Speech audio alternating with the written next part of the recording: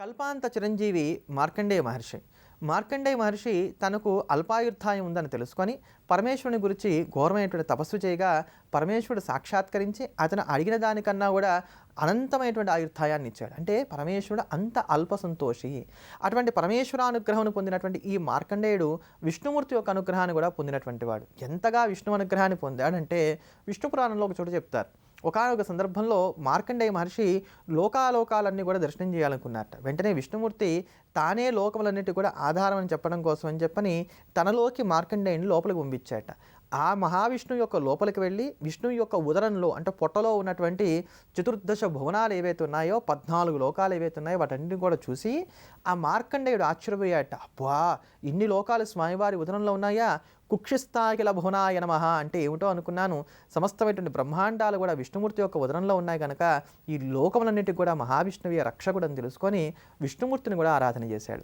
అటు విష్ణువుని ఇటు పరమేశ్వరుని ఇద్దరిని కూడా అభేద స్వరూపంగా భావన చేసి ఆరాధన చేసినటువంటి మహర్షియే మార్కండేయ మహర్షి. అటువంటి మార్కండేయ మహర్షి మనమందరం కూడా పరిరక్షింపబడడానికి గాను మనకు అనుగ్రహించినటువంటి స్తోత్రమే వెంకటేశ్వర వజ్ర కవచం.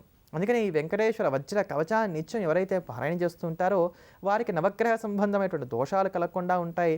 తీవ్రమైనటువంటి గండదోషాలు ఏవైతే ఉంటాయో అవన్నీ కూడా తొలగిపోతాయి. అంతేగాక మనలో ఉండేటువంటి కామక్రోధాది వికారాలు ఏవైతే ఉంటాయో ఇవన్నీ కూడా తొలగించుకోవడానికి కూడా ఇది చక్కటి రక్షణ కలగజేస్తుంది. అంతటి అద్భుతమైనటువంటి స్తోత్రం వెంకటేశ్వర వజ్ర కవచ స్తోత్రం. ఆ వెంకటేశ్వర వజ్ర కవచ స్తోత్రాన్ని శ్రవణం చేసి మనమందరం కూడా శ్రీనివాసుడి యొక్క కరుణా కటాక్షాలకు పాత్రులమవుదాం.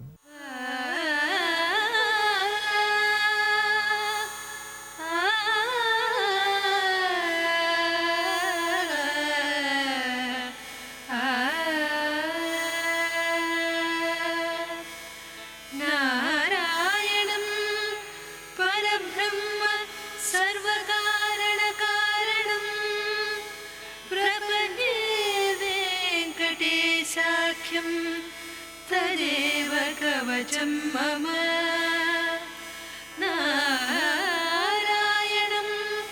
परब्रह्म सर्वकारणकारणं प्रपद्ये वेङ्कटेशाख्यं तदेव कवचं मम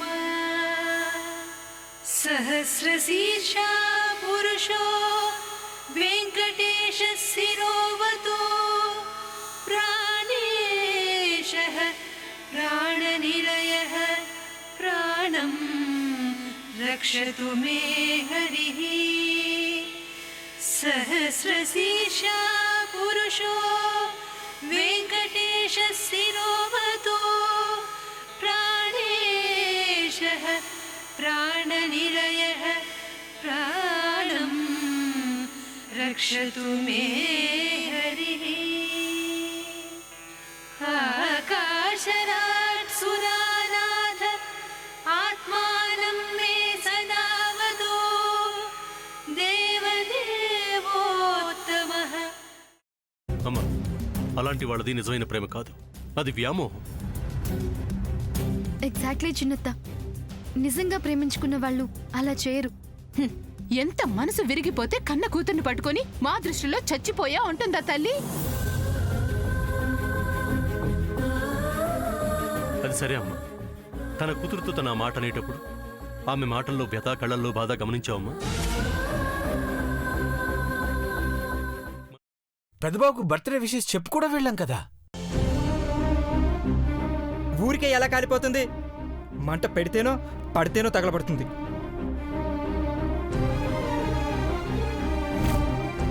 కరెక్ట్ చిన్నబాబు, నీకొచ్చినట్టే నాకు డౌట్ వచ్చింది.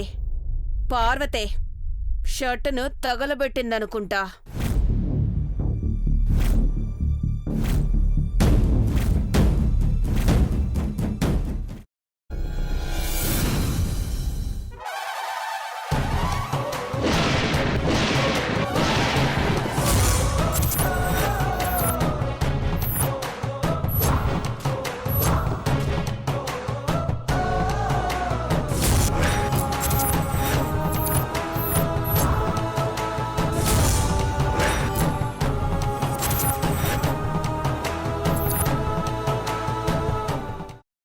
చేసుకున్న తర్వాత పొట్టు తీసేసి చాప్ చేసి పక్కన పెట్టుకోవాలి.